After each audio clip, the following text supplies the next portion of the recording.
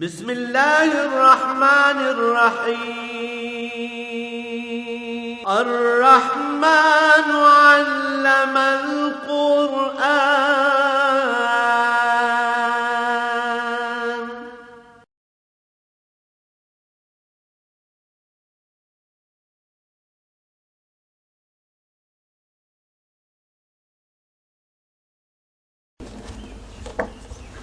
راشد حبیب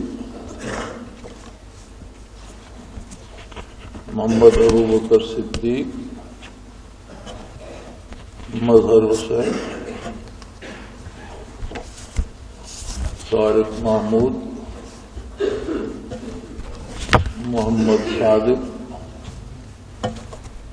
حافظ اعجاز احمد خواجہ طارق محمد احمد عبد العزیز عبد الماجد ارشاد حسین امان اللہ.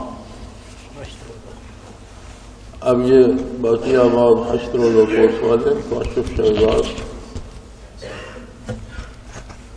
حیدر اعجاز مبشر احمد محمد شعیب فضل احمد محمد رفیق محمود احمد عابد حسین فان احمد عبد القیوم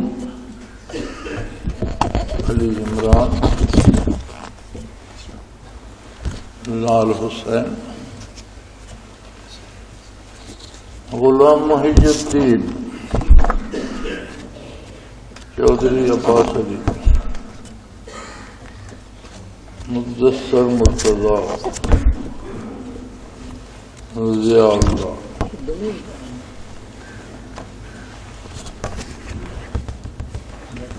ولی الدین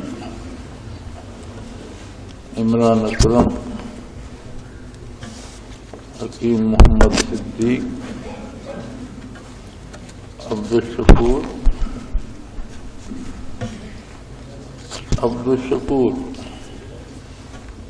سید مظفر حسین شاہ محمد عرفان بشیر محمد علی محمد عاطف مراد محمد جہانگیر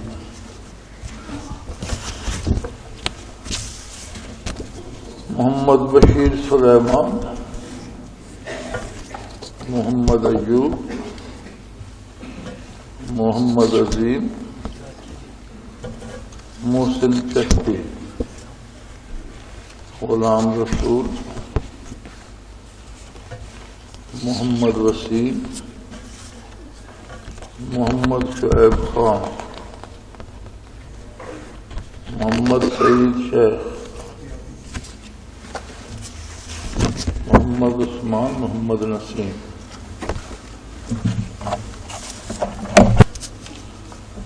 الحمد للہ رب العالمین والصلاة والسلام علی حبیبہ محمد وآلہ وصحبہ اجمعین. اعوذ باللہ من الشیطان الرجیم بسم اللہ الرحمن الرحیم. فبما رحمة من اللہ لنت لهم ولو كنت فظا غلیظ القلب لانفضوا من حولك فاعف عنهم واستغفر لهم وشاورهم في الأمر فإذا عزمت فتوكل على الله إن الله يحب المتوكلين. اللهم سبحانك لا علم لنا إلا ما علمتنا إنك أنت العليم الحكيم. مولاي صل وسلم دائما أبدا على حبيبك خير الخلق كلهم. فبما رحمة من الله لنت لهم. یہی آیہ کریمہ پچھلے جمعۃ المبارک کو چل رہی تھی کہ اللہ کریم کا بہت ہی بڑا یہ احسان ہے اور اس کی بے پناہ رحمت ہے کہ لنت لہم آپ بہت ہی نرم دل اور سراپا کرم ہیں، رحمت مجسم ہیں صلی اللہ علیہ وعلی آلہ وسلم۔ وَلَوْ كُنْتَ فَظًّا غَلِيظَ الْقَلْبِ لَانفَضُّوا مِنْ حَوْلِكَ، اگر آپ سخت مزاج ہوتے یا آپ کے مزاج میں سختی ہوتی تو لوگ آپ کے گرد سے منتشر ہو جاتے، پھر آپ کے پاس کوئی نہ رہتا، لوگ سختی برداشت نہ کر پاتے۔ یہ بڑی عجیب رحمت الہی ہے کہ اپنے کرم کو، اپنی رحمتوں کو سمیٹ کر آقا نامدار صلی اللہ علیہ وآلہ وسلم کو رحمت للعالمین مبعوث فرمایا، اور اتنا بڑا خزانہ عطا فرمایا اپنی رحمت کا، اپنی عطا کا، اپنی بخشش کا، جس کی نظیر تاریخ انسانیت میں نہیں ملتی۔ انبیاء ما سبق بھی علیہم السلام آپ صلی اللہ علیہ وسلم سے برکات اور رحمت پاتے ہیں، اور ازل کو جب ارواح سے عہد لیا گیا تو تمام انبیاء سے بھی آپ صلی اللہ علیہ وآلہ وسلم کی اطاعت کا عہد لیا گیا اور آپ کی نبوت کا عہد لیا گیا، جس کی تکمیل شب معراج ہوئی کہ تمام انبیاء بیت المقدس میں تشریف لائے اور حضور کی اقتداء میں دو گانا ادا فرمایا۔ گویا پہلی امتوں میں بھی جو لوگ صاحب حال ہوئے ہیں، جو لوگ صاحب دل ہوئے ہیں، جو لوگ صاحب بصیرت ہوئے ہیں، ان کو اپنے انبیاء کے توسط اور ان کے وسیلے سے برکات محمد الرسول اللہ صلی اللہ علیہ وسلم پہنچتی رہی، اور یہ امت مرحومہ وہ خوش نصیب امت ہے جو بغیر کسی واسطے کے براہ راست آقا نامدار صلی اللہ علیہ وآلہ وسلم سے متعلق ہے۔ محبت کا ایک بڑا عجیب اصول ہے،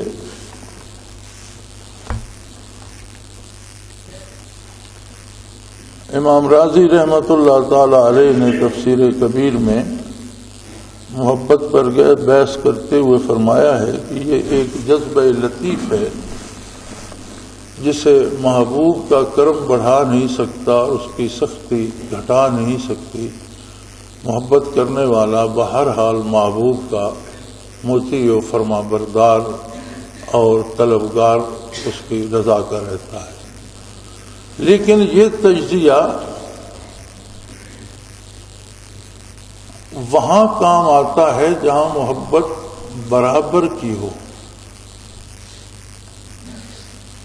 یعنی اگر ہم انسان کسی اپنے جیسے انسان سے محبت کرتے ہیں تو وہاں تو یہ تجزیہ درست نظر آتا ہے، لیکن ایک ایسی ہستی جیسے اللہ جل شانہ کی ہستی ہے جو نہ خیال میں آتا ہے، نہ قیاس میں آتا ہے، نہ علم میں آتا ہے، جس کی نہ کوئی مثل ہے نہ مثال ہے، اب اس سے کوئی محبت کرے تو کیوں کرے،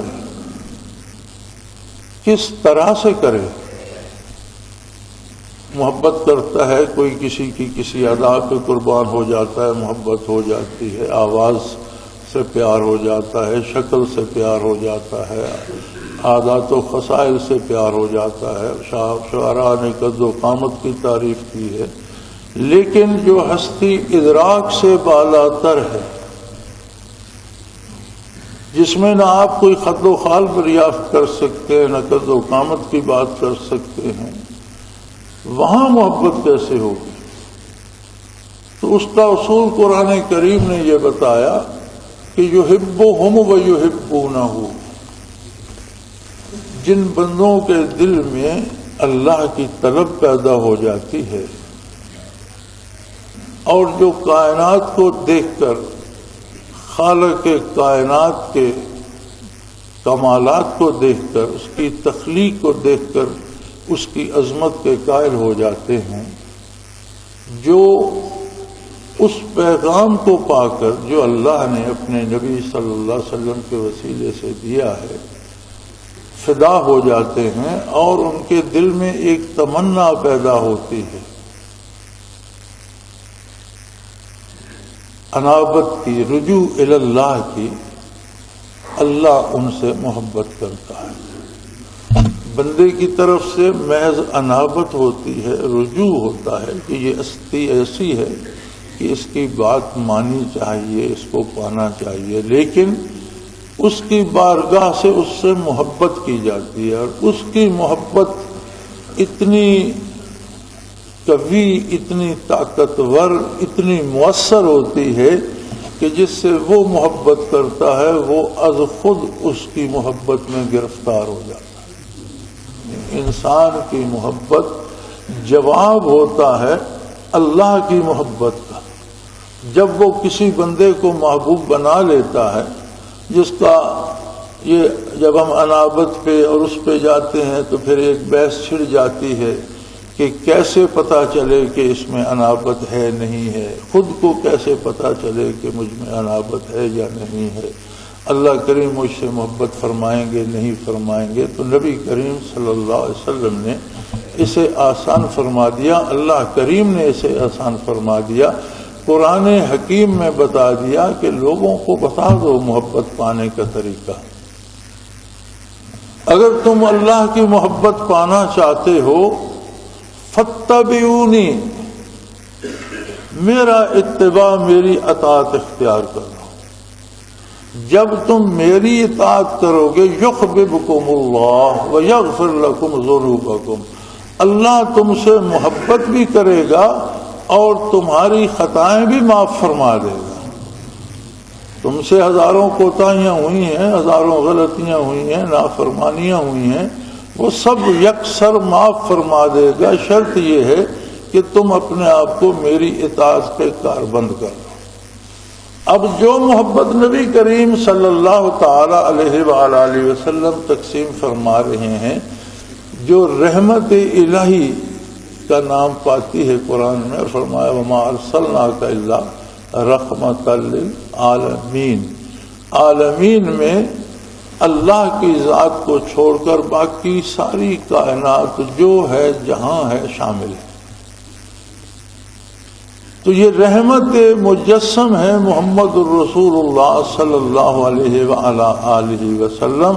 اور مزے کی بات یہ ہے کہ جس ہستی کے پاس اللہ کی محبتوں کا خزانہ ہے، اللہ کی رحمتوں کا خزانہ ہے، اللہ کی برکتوں کا خزانہ ہے، وہ اس خزانے کو بانٹنے میں اس پر ایک مزید رحمت ہے اللہ کی، کہ اللہ کی رحمت سے لنت لہم، آپ بہت ہی نرم دل ہیں اور دونوں ہاتھوں سے لٹاتے ہیں، کوئی مانگنے والا ہے۔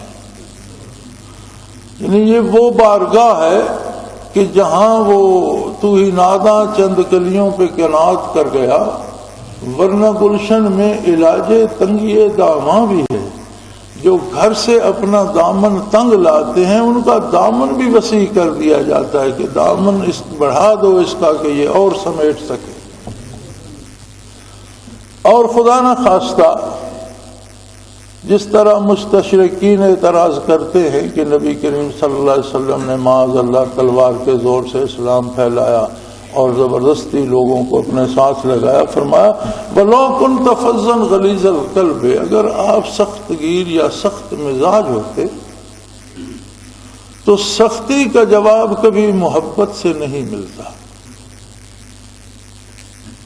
جہاں بھی کوئی سختی کرے گا جواب میں نفرت پائے گا، جہاں بھی شدت ہوگی جواب میں محبت نہیں آئے گی، جواب میں نفرت آئے گی۔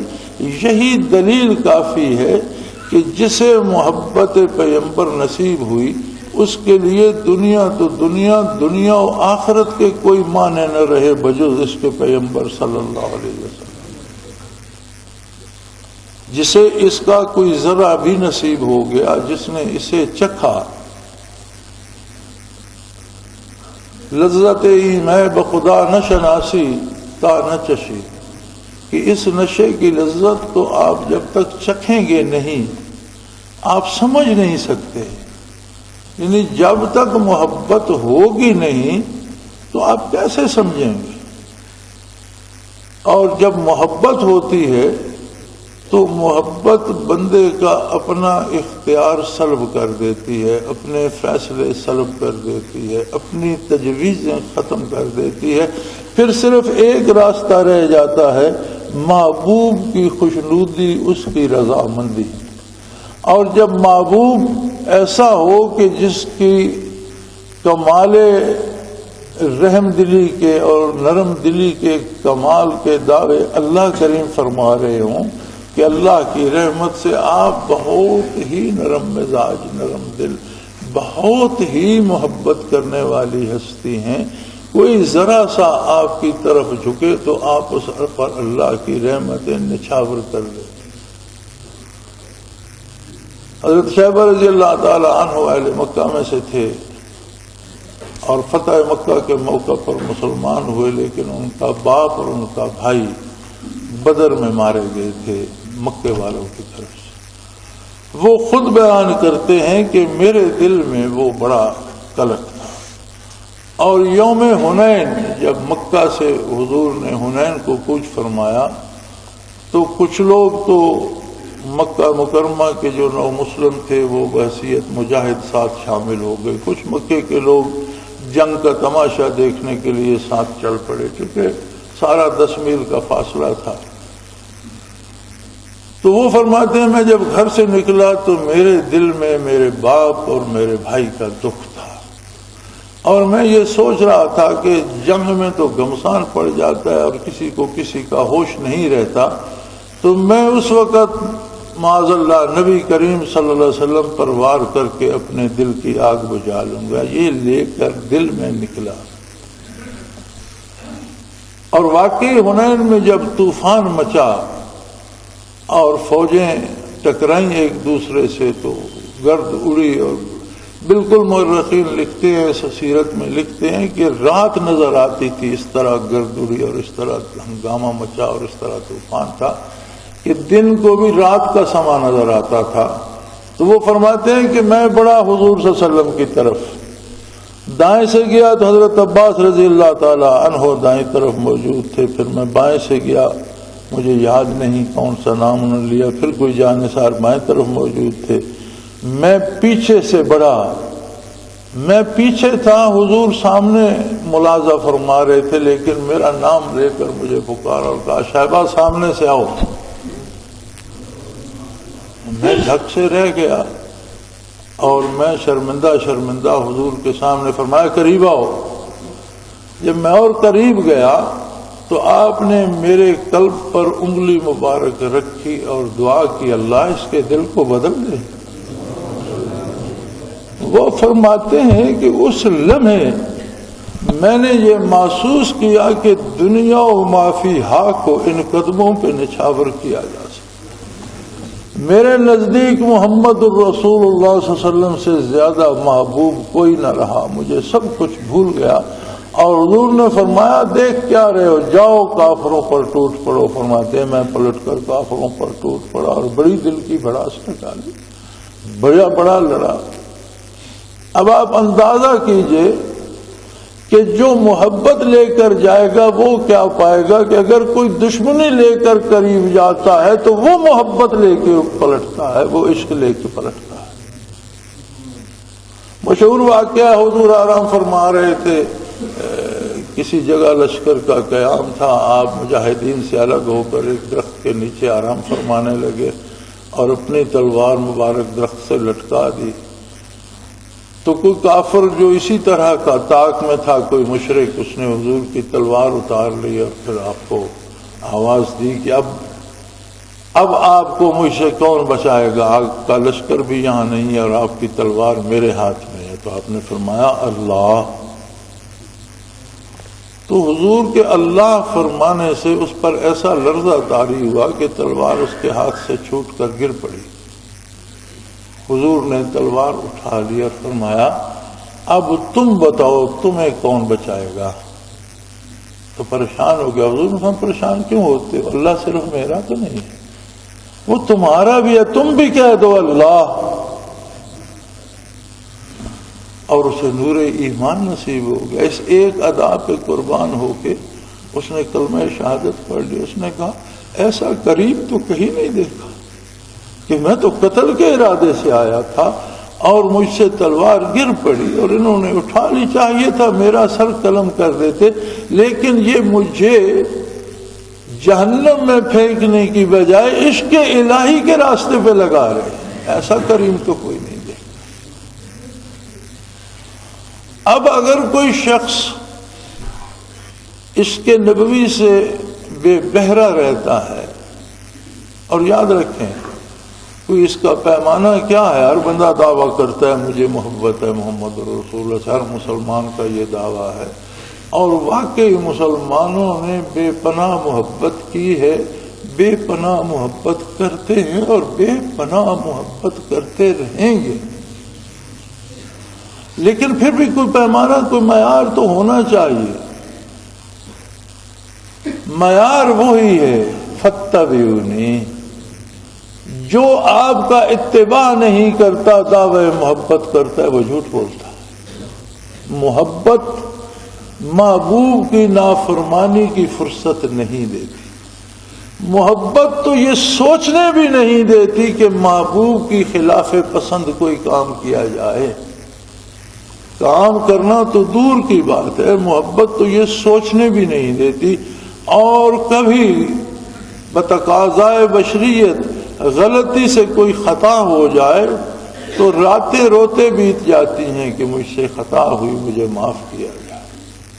احساس ندامت گھیر لیتا ہے بندے کو، اور وہی ندامت باعث مغفرت بن جاتی ہے، اور بعض لوگوں کی وہ جو خطائیں تقاضۂ بشریت ہو جاتی ہیں اور پھر انہیں توبہ نصیب ہوتی ہے تو وہ خطائیں بھی نیکیوں میں بدل جاتی ہیں۔ یبدل اللہ سیئاتہم حسنات۔ وہ لوگ جنہیں درد ہوتا ہے، دکھ ہوتا ہے، اور خلوص سے دل سے توبہ کرتے ہیں، اور جن کے دل پہ چوٹ لگتی ہے، اللہ کریم فرماتے ہیں پھر میں ان کی خطائیں نیکیوں میں بدل دیتا ہوں۔ صرف معاف نہیں کرتا بلکہ خطا کی جگہ نیکی عطا کر دیتا ہے۔ اور یہ سارا دین ہے کیا؟ کیوں ہم نمازیں پڑھتے ہیں، کیوں ہم سجدے کرتے ہیں، کیوں ہم ذکر اذکار کرتے ہیں، کیوں ہم حج کرتے ہیں، کیوں ہم روزے رکھتے ہیں، یہ ساری محنت کیوں اعتکاف میں بیٹھتے ہیں؟ یہ ساری محنت اس لیے ہے کہ دل کو صاف کیا جائے، دل کو جلا بخشی جائے، دل سے خیالات فاسدہ کو نکال کر اللہ کا نام اس پہ نقش کیا جائے کہ وہ اس قابل ہو جائے کہ محمد احمد مجتبی صلی اللہ علیہ وسلم کی محبت کو پا سکے۔ محبت کو پائے گا تو اطاعت شعار بن جائے گا، محبت کو پائے گا تو اتباع کا اسیر ہو جائے گا، اور اس طرف تو اللہ کریم نے ضمانت دے دی کہ حضور کے قلب اطہر میں نہ سختی ہے، نہ کسی کے خلاف کوئی عناد ہے، نہ دشمنی ہے، بلکہ نہایت ہی نرم دل ہیں حضور، اور کوئی ذرا برابر جھکتا ہے تو اس کا اگر اجر تھوڑا بھی بنتا ہو تو جب وہ عطا فرماتے ہیں تو بندہ مانگنے کے قابل نہیں رہ جاتا، اس کی سمجھ میں نہیں آتا کہ اب مزید کیا مانگ سکتا ہوں۔ تو ہمیں دیکھنا ہوگا، ہمارا مزاج ہے، انسانی مزاج ہے، انسان دن بھر پوری دنیا کا تجزیہ کرتا رہتا ہے۔ ایک عام آدمی گاؤں سے اٹھتا ہے، ایک عام سے چھپری میں ہوٹل بنا ہوتا ہے، اس میں چائے بک رہی ہے، وہاں بیٹھ جاتا ہے تو ایک پیالی چائے کے پیتا ہے اور تبصرہ کر رہا ہوتا ہے عالمی طاقتوں اور ان کے کردار پر۔ یعنی وہ یہ نہیں دیکھتا کہ میری حیثیت کیا ہے، میری رسائی کہاں تک ہے، میری بات کا اثر کہاں تک ہے، وہاں تک بات کو لے جاتا ہے۔ پھر نیچے آتے آتے اپنے ہم عصر و ہم عہد لوگوں تک، نامور لوگوں تک آ جاتا ہے، پھر نیچے آتے آتے اپنے رشتہ داروں، بھائیوں، برادری تک آ جاتا ہے، اور کوئی فرد بشر کم ہی اس کی تنقید سے بچ پاتا۔ لیکن کوئی یہ تکلف نہیں کرتا کہ ایک لمحے کے لیے دنیا کو بھول جائے کہ ان کا حساب ہم نے نہیں دینا. کبھی اپنے آپ کو سامنے رکھ کے بات کرے کہ میں صبح سے شام تک کیا کرتا رہا، کتنی اطاعت کی اور کس حد تک نافرمانی کی. جو جملے صبح سے شام تک میری زبان سے نکلے، اگر ان کو بارگاہ رسالت میں دہرایا جائے تو کیا اثر رخ انور پہ مرتب ہوگا؟ کیا رخ انور کھل اٹھے گا خوشی سے، یا رخ انور پہ بیزاری کے یا ناراضگی کے آثار پیدا؟ کبھی اپنا تجزیہ ہم کریں نا. جو کام میں نے دن بھر کیے، اگر یہ کام بارگاہ رسالت پناہی میں پیش کیے جائیں تو کیا حضور قبول فرمائیں گے؟ یقیناً جہاں اطاعت کا جذبہ ہوگا، اتباع کے لیے محنت کی ہوگی، وہ کام اس بارگاہ کے لائق تو نہیں ہو سکتے. ہمارے عہد کے کام ہماری حیثیت کے مطابق ہوں گے، لیکن ان کا کرم اسے پذیرائی بخشے گا. لیکن جہاں جہاں نافرمانی ہوگی، وہاں حضور اکرم صلی اللہ علیہ وسلم کو بھی دکھ ہوگا.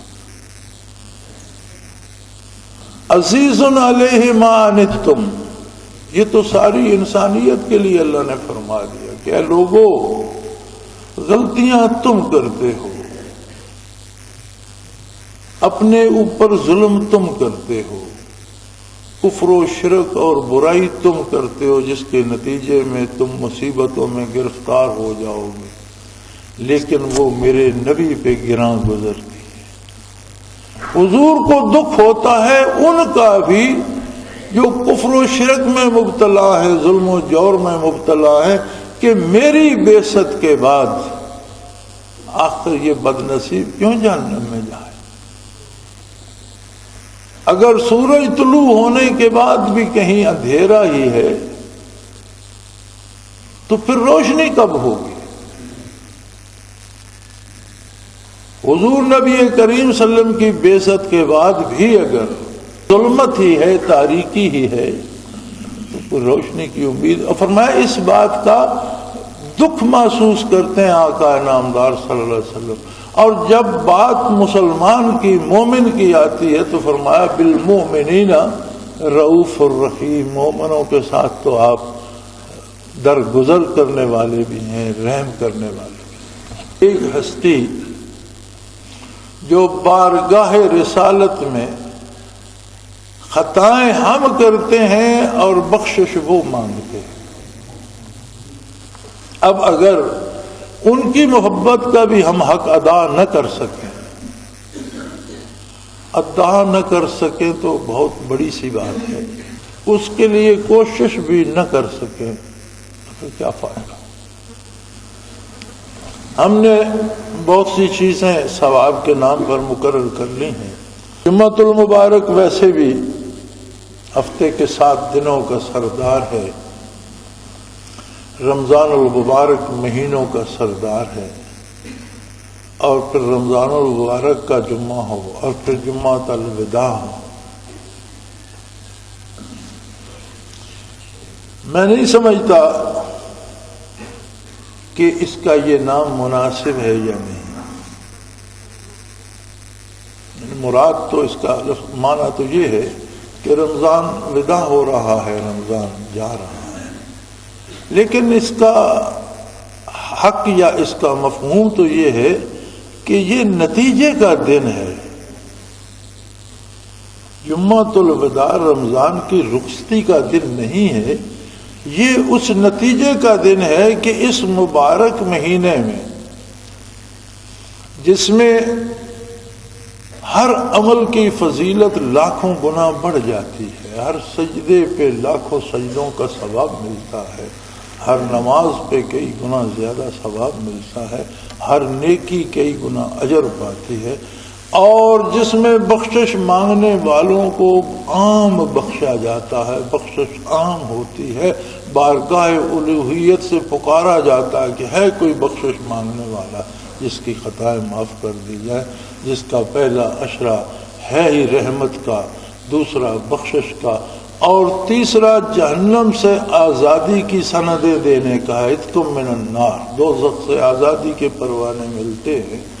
اور پھر اس آخری عشرے میں مبارک دن جمعے کا آ جاتا ہے، جو اپنی فضیلت کے اعتبار سے دنوں کا سردار ہے۔ کچھ اس کے ساتھ غیر ضروری فضیلتیں بھی وابستہ کر دی گئی ہیں، جیسے جمعۃ الوداع کو 5 نمازیں قضا کرو تو ساری عمر کی قضا ہو جاتی ہیں۔ ایسا نہیں ہے، آپ 5 قضا کریں گے تو ایک دن کی قضا شدہ نمازیں ہی ادا ہوں گی۔ یہ الگ بات ہے کہ ان پہ 5 پہ اللہ 5 لاکھ کا ثواب دے دے تو ثواب 5 لاکھ کا ہوگا، ادا ایک ہی دن کی ہوں گی۔ جتنی قضا ہوئی ہیں ان میں سے ایک دن کی اگر آپ 5 نمازیں قضا کریں گے تو گزشتہ زندگی میں سے کسی ایک دن کی 5 جو قضا ہوئی تھیں ادا ہو جائیں گی، ساری عمر کی نہیں ہوں گی۔ جو تصور بنا دیا گیا یہ درست نہیں۔ ہاں ان کا ثواب شاید ساری زندگی کی نمازوں سے بڑا ہو، یہ الگ بات۔ ثواب کا ملنا، اجر کا ملنا الگ بات ہے، اور فرائض کی ادائیگی جو ذمہ داری ہے یہ ایک الگ بات۔ علماء حق نے اس کا طریقہ یہ بتایا ہے کہ بندہ اپنی زندگی کا تجزیہ کر کے اندازہ کر لے کہ سال یا 2 سال یا 5 سال یا 10 سال کی نمازیں چھوٹ گئی ہیں، تو کم از کم ہر روز ہر نماز کے ساتھ ایک قضا بھی ادا کر لیا کرے، تو ایک نماز روزانہ ایک دن کی نمازیں لوٹائی جائیں گی، تو 5 سال یا 10 سال جتنا عرصہ چھوٹی نہیں ہے اتنا عرصہ پڑتا رہے۔ درمیان میں موت آ گئی تو وہ غفور الرحیم ہے، بندے کے ذمہ تو اس راستے پہ چلنا ہے، بخشش تو اس کی ہے، عطا تو اس کی ہے، لیکن اگر فرصت ملے تو وہ پوری کرے۔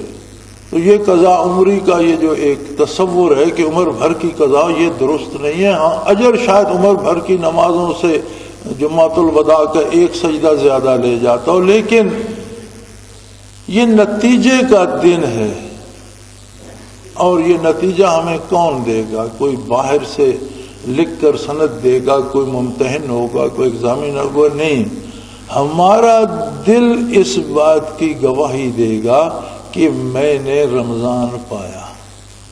اس میں عشق رسول پیدا ہو جائے گا، اس میں محمد الرسول اللہ صلی اللہ علیہ وسلم کی محبت پیدا ہو جائے گی، جو اتنی شدید ہوگی کہ وہ ہمارے اعضاء و جوارح سے لے کر خیالات و نظریات تک کی اصلاح کر دے، کھرے کو کھوٹے سے الگ کر دے گی اور فرق کر دے گی حق اور باطل میں، اور آئندہ کے لیے ہم ایک مختلف انسان ہوں گے۔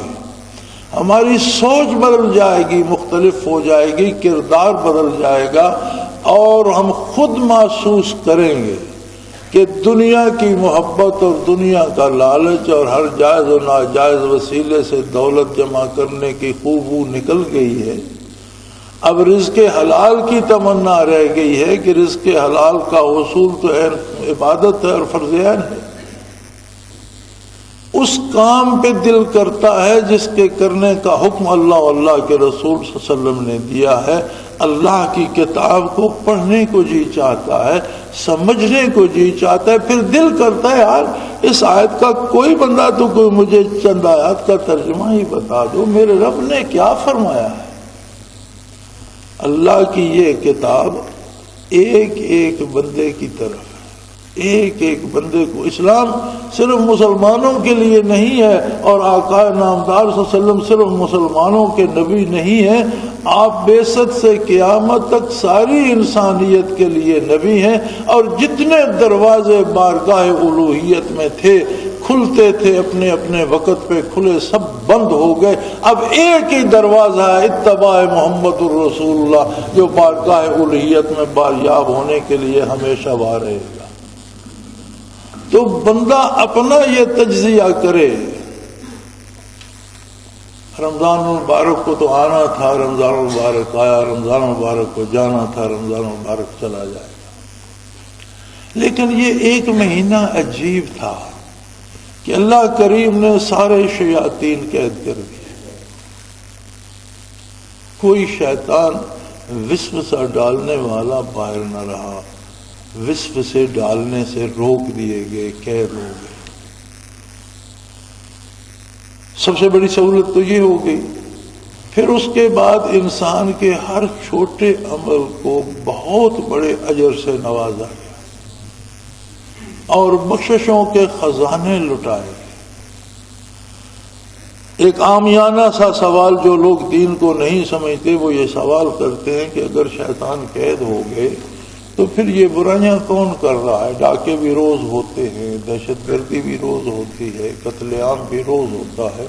تو یاد رکھو ابلیس، اس کی اولاد اور وہ جن جو اس کا اتباع کر کے شیطان ہو گئے وہ قید کر دیے جاتے ہیں، لیکن جو انسان ابلیس کا روپ دھار لیتے ہیں یا اس کی غلامی کرتے کرتے شیطان بن جاتے ہیں وہ قید نہیں کیے جاتے۔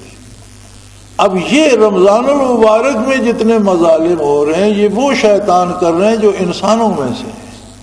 شیاطین الجن والانس، شیطان جنوں میں بھی ہیں، شیطان انسانوں میں بھی ہیں۔ ایسے لوگ بھی ہیں جو شیطان کی غلامی کرتے کرتے خود مجسم شیطان بن گئے، اور نبی کریم صلی اللہ علیہ وسلم نے ان سے زیادہ خبردار فرمایا جو شیطان جنوں میں سے وہ صرف وسوسہ ڈال سکتا ہے، لیکن جو شیطان انسانوں میں سے وہ زیادہ خطرناک ہے کہ وہ آپ کو ہاتھ سے پکڑ کر لے جائے گا کہ یہ برائی کرو، آپ کو دلائل سے قائل کرنے کی کوشش کرے گا، آپ کے سامنے وہ برائی کرے گا کہ تم بھی اس میں شامل ہو جاؤ۔ تو حضور صلی اللہ علیہ وسلم نے فرمایا کہ انسانوں سے جو شیطان بن جاتے ہیں وہ ان شیطانوں سے زیادہ خطرناک ہیں جو جنوں سے ہوتے ہیں۔ تو یہ جو رمضان المبارک میں اور غیر رمضان میں ہمیں خود اپنے ملک میں جو جہاں سارے لوگ اکثریت جو اسلام کا دعویٰ کرنے والی ہے، یہاں بھی جو ظلم ہوتے نظر آ رہے ہیں یہ کون کر رہا ہے؟ یہ وہ شیطان کر رہے ہیں جو انسانوں میں سے ہیں، اور ابھی جو جنوں میں سے ہیں وہ تو شوال المبارک کا چاند نظر آئے گا تو ان کی زنجیریں کھلیں گی، اور پھر دیکھنا یہ ہے کہ جو کچھ ہو رہا ہے اس میں کتنی برائی بڑھتی ہے اور کتنا دنگل مچتا ہے اور کتنا فساد بڑھتا ہے۔ یہ جو فساد کی آگ بھڑک رہی ہے اور دن بدن بھڑکتی جا رہی ہے، اور جسے ہم یوم عید کہہ رہے ہیں، عید کیا ہے؟ وَلِتُكْمِلُوا الْعِدَّةَ وَلِتُكَبِّرُوا اللَّهَ عَلَىٰ مَا هَدَاكُمْ۔ عید ہے کہ تم نے رمضان پورا کر لیا، یعنی تم نے رمضان سے بھرپور استفادہ کیا۔ اگر پورا کرنے سے گنتی مراد ہے تو پھر تو مہینہ ہندوؤں پر بھی گزر گیا، غیر مسلموں پر بھی گزر گیا، اور جنہوں نے مسلمان کہلانے کے باوجود روزے نہیں رکھے ان پر بھی گزر گیا۔ مراد گنتی گزارنا نہیں ہے۔ وَلِتُكْمِلُوا الْعِدَّةَ، رمضان تم نے پورا کیا، یعنی تم نے رمضان المبارک میں اللہ کی رحمتیں جمع کی، اللہ کی بخششیں حاصل کی، اپنے گناہ معاف کرائے۔ وَلِتُكَبِّرُوا اللَّهَ عَلَىٰ مَا هَدَاكُمْ، تمہیں زیب دیتا ہے کہ زیب و زینت کر کے، لباس بدل کے، غسل کر کے، خوشبوئیں لگا کے اللہ کی بڑائی بیان کرو اور 2 رکعت نماز عید ادا کرو کہ اللہ نے تمہیں اس کی توفیق بخشی۔ عید تو ان کی ہے جن کے دل صاف ہو گئے، سینے روشن ہو گئے، دل بدل گئے۔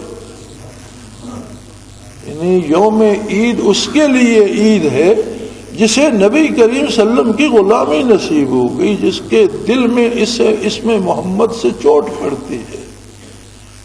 یہ وہ لوگ ہیں جو انقلاب آفرین ہوتے، اور ان کے انقلاب قتل و غارت گری نہیں ہوتے، ان کے انقلاب دوسروں کے لیے پریشانیاں پیدا کرنا نہیں ہوتے، بلکہ یہ قوت عشق سے ہر پست کو بالا کر دے، قوت عشق سے ہر پست کو بالا کر دے اور دہر میں اس میں محمد سے اجالا کر دے۔ یہ تو محبتیں بانٹتے ہیں، نفرتیں نہیں۔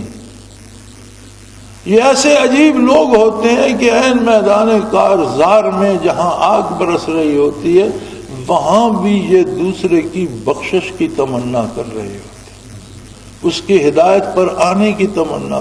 کتنے واقعات تاریخ اسلام بھری پڑی ہے کہ مجاہد نے تلوار اٹھائی اور اگلے نے کلمہ پڑھ لیا، اس نے تلوار نیچے کی اور اسے سینے سے لگا کہ میرا تیری ذات کے ساتھ تو کوئی جھگڑا نہیں تھا، میں تو تجھے ظلم سے روکنا چاہتا تھا، اگر تو محبت کو قبول کرتا ہے تو پھر اس بارگاہ سے تو محبتیں دریاؤں اور سمندروں کی طرح بہہ رہی ہیں۔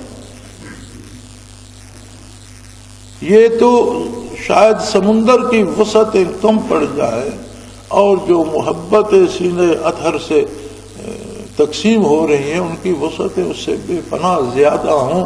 اب یہ اپنے اپنے نصیب کی بات ہے کہ پھر بھی اگر کوئی اسی بات پہ شکایت کرتا رہے کہ ہمیں تو کچھ نہیں ملا، تو پھر وہ اپنے آپ کو دیکھے کہ کہیں اس کے ہاتھ میں کوئی پیالہ تھا بھی، اگر تھا تو اس میں سوراخ تو نہیں تھے، اس نے الٹا تو نہیں تھاما ہوا تھا کہ کہتا ہے میرے پیالے میں کچھ نہیں ہے، کہیں الٹا تو نہیں پکڑا ہوا تھا۔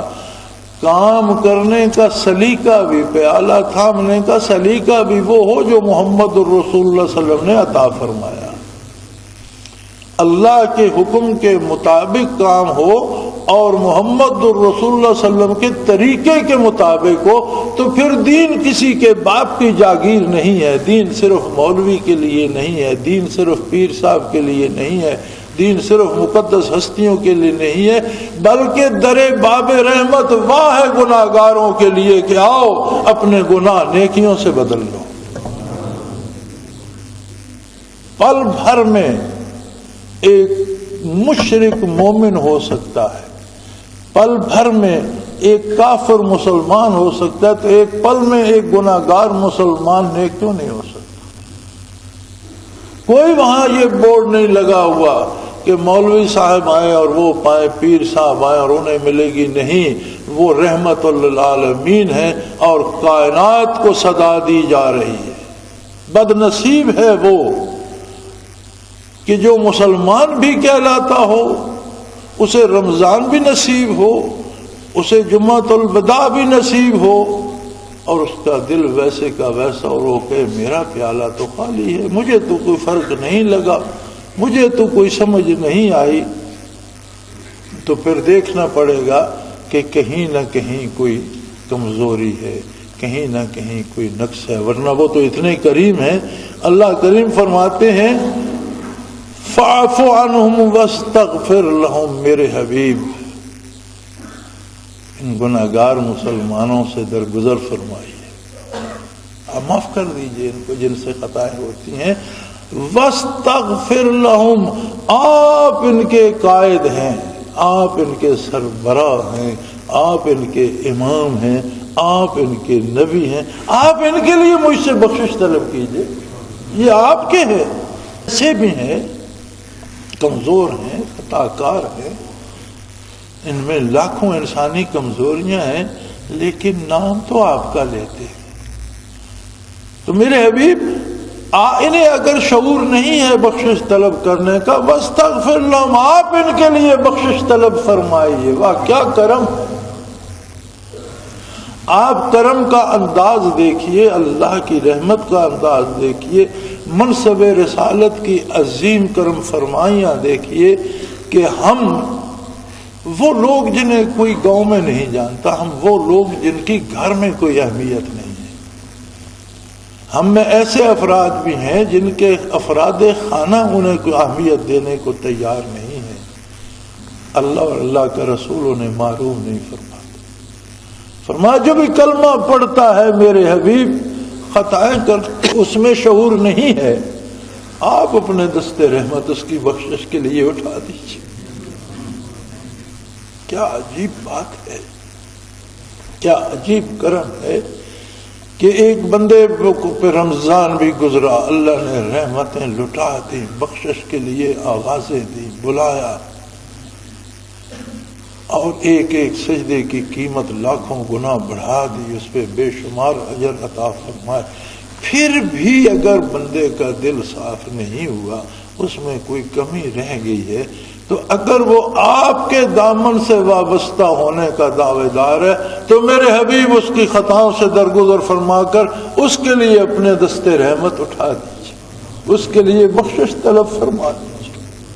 لیکن یاد رکھیں جو بھی اس زمرے میں آئے گا اب میرا آپ کو نہیں پتا کہ میں کیا کرتا ہوں، اور آپ کا مجھے نہیں پتا کہ آپ کیا سوچتے ہیں، کیا کرتے ہیں۔ ظاہر ہم ایک دوسرے کو جانتے ہیں، دل کے بات اللہ جانتا ہے، لیکن ہم اپنی بات تو جانتے ہیں۔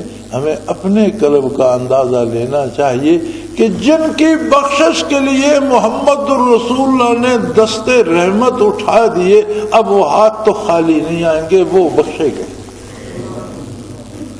اور جو بخشے گئے یقیناً ان کے دل بدل گئے ہوں گے، ان کی سوچیں بدل گئی ہوں گی، ان کے کردار میں تبدیلی آ جائے گی، وہ برائی چھوڑ کر نیکی پہ آ جائیں گے، وہ ظلم چھوڑ کر عدل پہ آ جائیں گے، وہ فوش کلامی چھوڑ کر اللہ کا نام لینے پہ آ جائیں گے، وہ جن زبانوں سے لوگوں کے لیے برائیاں بیان کرتے تھے ان زبانوں سے اللہ کا ذکر جاری ہو جائے گا، درود شریف کے نغمے جاری ہو جائیں گے۔ اور اگر یہ تبدیلی نہیں آتی تو پھر ہمیں سوچنا ہوگا کہ اگر ہم اتنی بخشش میں، جس میں ایک اندھا دھند موسلا دھار بارش ہو رہی ہے، اس میں بھی ہمارا تن نہیں بھیگا تو پھر ہم کب بھیگیں گے؟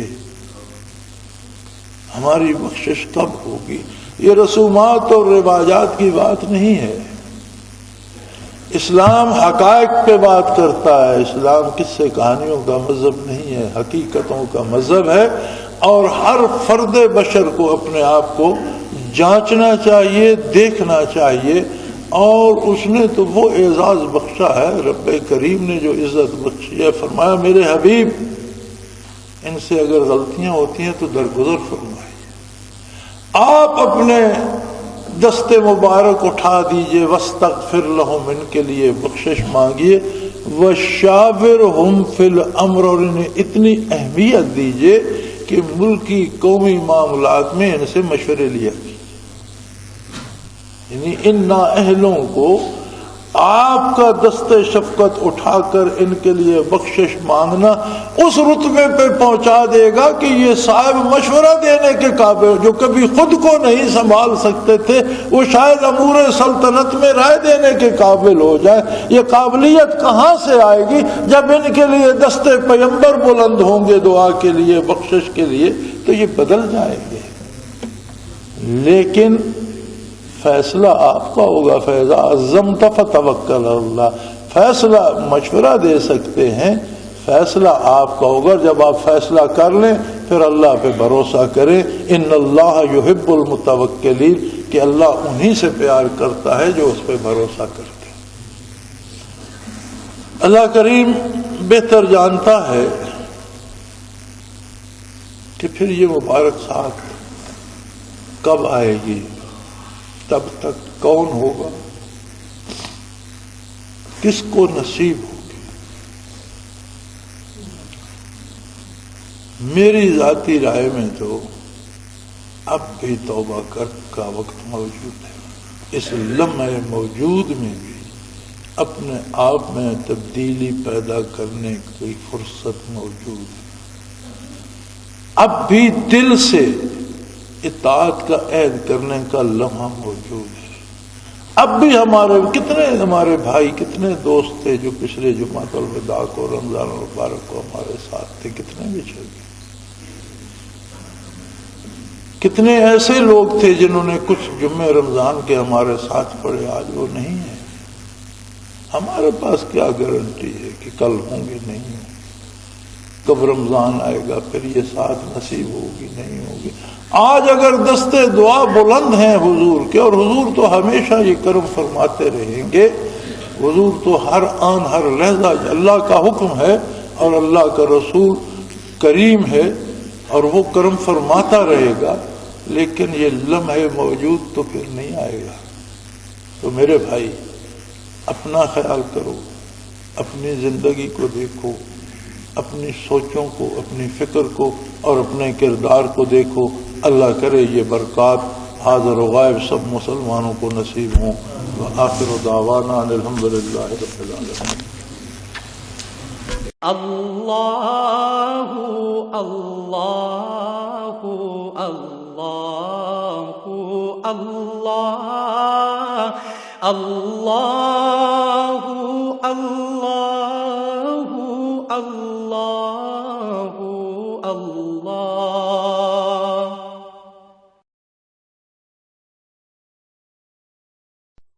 حضرت امیر محمد اکرم آبان مد ذلہ العالی دارالعرفان منارہ ضلع چکوال میں سالہ سال سے قرآن و حدیث کے اوپر خطابات کر رہے ہیں اور سلسلہ نقشبندیہ اویسیہ کے مطابق لوگوں کو ذکر الہی کی تربیت دے رہے ہیں۔